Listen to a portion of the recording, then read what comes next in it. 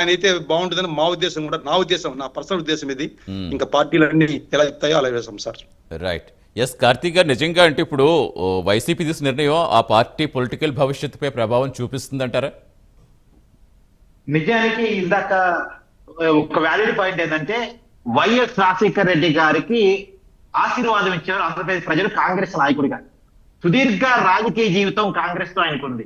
ఇప్పుడు రాజశేఖర రెడ్డి గారి పేరుతోనే కదా జగన్మోహన్ రెడ్డి గారు రాజకీయ జీవితం చేస్తుంది.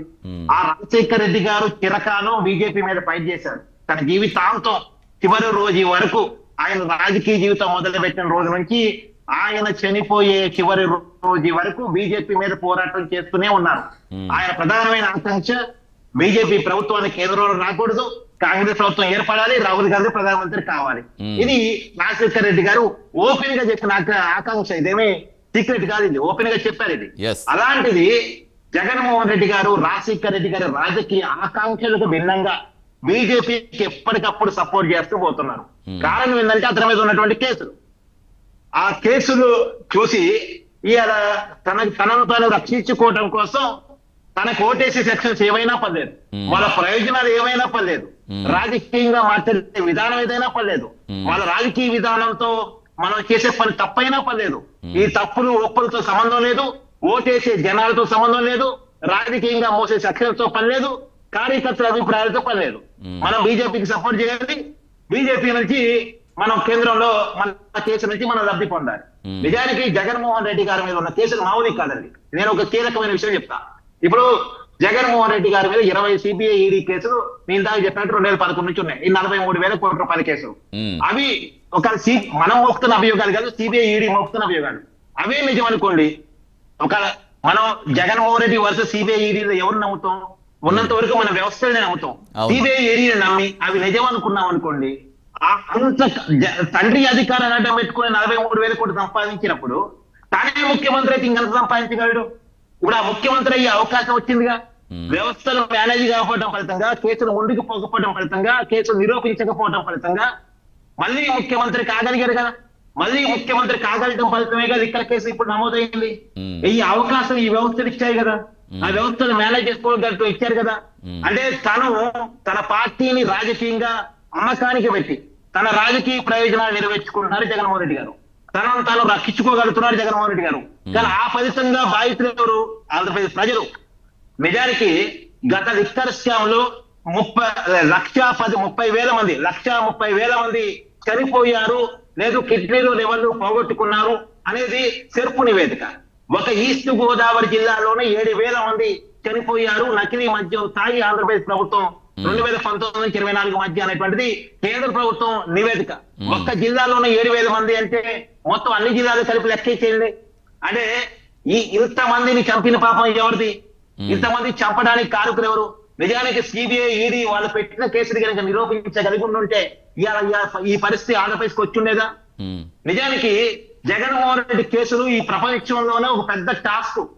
సిబిఐ ఈడీకి క్రెడిబిలిటీ సమస్య. నాకు తెలిసి ఇన్ని సంవత్సరాలు సిబిఐ ఈడీకి పట్టిన కేసులు ఇంకేమైనా ఉన్నాయో నాకు తెలియదు, కానీ నాకు తెలిసి ఇవ్వని అనుకుంటున్నాను. ఒక పెద్ద కేస్ స్టడీ. ఏ కేసుని నిరూపించలేకపోవటం అనేటువంటిది మళ్ళీ ఆంధ్రప్రదేశ్ ప్రజల్ని బాధితులుగా చేయడానికేనా అనేది అర్థం చేసుకోవాలి. అంటే పూర్తిగా అంటే అలా కాదు కార్తీక్ గారు, అంటే మీ అనాలిసిస్ ఏంటంటే పూర్తిగా కేంద్రం రక్షిస్తుందని అసలు ఎలా చూడాలనుకుంటున్నారు? అంటే నీకు ఓపెన్ సీక్రెట్ ఏంటంటే కేంద్రం నుంచి రక్షణ పొందుతున్నాడు కదా, వ్యవస్థల నుంచి రక్షణ సిబిఐ ఈడీ దూకుడిగా ముందుకెళ్లి కేసుని ఎంక్వైరీ చేసి తమను మోపిన అభియోగాలు నిరూపించగలిగి ఉంటే, అంటే నేనేమి మనం చేసే అభియోగాలు నిరూపించమని చెప్పట్లా. సిబిఐ ఈడీ మోపుతున్న అభియోగాలు నిరూపించగలిగి ఉంటే ఆయన ఆంధ్రప్రదేశ్ సీఎం అయ్యి ఉండేవాళ్ళని మళ్ళీ చెప్పండి. ఆ కేసులో దోషిగా తేలి ఉంటే అయ్యి ఉండేవాడు కాదు కదా. ఇప్పుడు ఆయన మళ్ళీ సీఎం కాగలిగాడంటే మళ్ళీ అభియోగాలు వస్తున్నాయంటే అది ఎవరు పాపం? తప్పి ఎవరిది? అంతిమంగా బాధితులైతే ఆంధ్రప్రదేశ్ ప్రజలే కదా. అది నేను అంటున్నాను. ఖచ్చితంగా ఆయన రక్షణ పొందుతున్నాడు అనేది అందరికీ తెలిసినటువంటి వాస్తవం. కొంతమంది మాట్లాడచ్చు, కొంతమంది మాట్లాడుకోవచ్చు, కొంతమంది మాట్లాడడానికి అభ్యంతరాలు ఉండొచ్చు, కొంతమందికి ఇబ్బందులు ఉండొచ్చు రాజకీయంగా. కానీ ఓపెన్ సీక్రెట్ ఇది. ఆంధ్రప్రదేశ్ ప్రజలందరూ మాట్లాడుకునేటువంటి ఓపెన్ సీక్రెట్. సరే ఓకే, ఆ కేసులన్నీ రాజకీయంగా పెట్టినాయే, కావాలని కక్షపూరితంగా పెట్టినాయి, అయ్యనే చెప్పనండి. అదన్నా నిరూపించమన్నారు కదా. జగన్మోహన్ రెడ్డి గారు అమాయకుడు, ఆయన మీద కేసులన్నీ అక్రమంగా పెట్టినాయే, ఆయన ఏ తప్పు చేయకపోయినా ఆయన నిరూపించారు. కనీసం అదన్నా నిరూపితం కావాలిగా. ఏది నిరూపితం కాలేదు అంటే మనం దాన్ని ఏ రకంగా అర్థం చేసుకోవాలి? ఎస్ చివరికి ఆయన ముఖ్యమంత్రిగా ఉన్నప్పుడు నేను ముఖ్యమంత్రిని హైదరాబాద్ నాంపల్లి సిబిఐ కోర్టుకు రావాలంటే చాలా సెక్యూరిటీ కావాలి, చాలా ఖర్చుతో కూడిన పని. నేను ముఖ్యమంత్రిగా ఉన్నాను కాబట్టి చాలా పనులు ఉంటాయి, ఇబ్బందులు ఉంటాయి, కాబట్టి నేను రాలేను, నాకు వ్యక్తిగత హాజరు నుంచి మినహాయింపు ఇవ్వనని ఆ రోజు అడిగారు. మరి శుక్రవారం కోర్టుకు పోవాల్సిన జగన్మోహన్ రెడ్డి గారు వ్యక్తిగత హాజరు నుంచి మినహాయింపు పొందారు. ఆయన ముఖ్యమంత్రి పదవి ఎన్నాళ్ళవుతుంది? ఏ వ్యక్తిగత హాజరు మినహాయింపు విషయంలో సిబిఐ ఎందుకు దూకుడిగా వెళ్ళట్లేదు? మళ్ళా జగన్మోహన్ రెడ్డి గారి కేసులకు హాజరు కావాలి, కేసులు ముందుకెళ్ళాలి, తొందరగా విచారణ జరగాలని చెప్పేసి ఎంక్వైరీ సంస్థకు ఉండాలి కదా, ఎంక్వైరీ సంస్థ దూకుడుగా ఉండాలి కదా. ఎస్ డెఫినెట్గా. అంటే కార్తీక్ గారు మీరు చెప్పినట్టు ఇప్పుడు 2014 నుంచి మనం చూసుకుంటే అప్పట్లో ఎన్డీఏ పార్టీలో అంత బలం ఉండేది కాదు. ఖచ్చితంగా ప్రాంతీయ పార్టీలు కలుపుకు వెళ్తేనే వాళ్ళు బిల్లులు పాస్ అయ్యే పరిస్థితి ఉండేది. ఇప్పుడు మనం చూసుకుంటే ఇప్పుడు 786 మంది సభ్యులకు ఓటు హక్కు ఉంటే అందులో దాదాపుగా 422 ఓట్ల మద్దతు ఆల్రెడీ ఉంది. కాబట్టి ఎవరి సపోర్ట్ ఏం అవసరం లేదు. బట్ ఎప్పుడు ఏం జరుగుతుందో తెలియక బీజేపీ అందరితోటి కూడా మైత్రి కొనసాగించడం అనేది కేంద్రంలో మనం చూస్తూనే వస్తున్నాం. అది మీరు చెప్పినట్టుగా అది ఓపెన్ గా కావచ్చు, రహస్యంగా కావచ్చు. అంటే నిజంగా ఇప్పుడు వైసీపీ సపోర్ట్ అంతలా తీసుకోవాల్సిన అవసరం ఏముంటుంది? ఒకవేళ వైసీపీ ఇచ్చినా నిజంగా ఆయన మీద కేసినప్పుడు రాష్ట్రంలో కూటమి సర్కారు ఎంత బలంగా ఉన్నప్పుడు వీళ్ళు వైసీపీ వాళ్ళు మమ్మల్ని వృద్ధి పెడుతున్నారు, వాళ్ళు ఇన్ని స్కామ్లు పాల్పడ్డారని పదే పదే ఆరోపిస్తూ ఒక్కొక్క స్కామ్ బయటకు తీస్తున్నప్పుడు మరి ఎందుకు యాక్షన్ తీసుకునేందుకు సహకరించట్లేదు అనుకోవాలి? అసలు ఏ విధంగా మనం అనలైజ్ చేసుకోవాలి?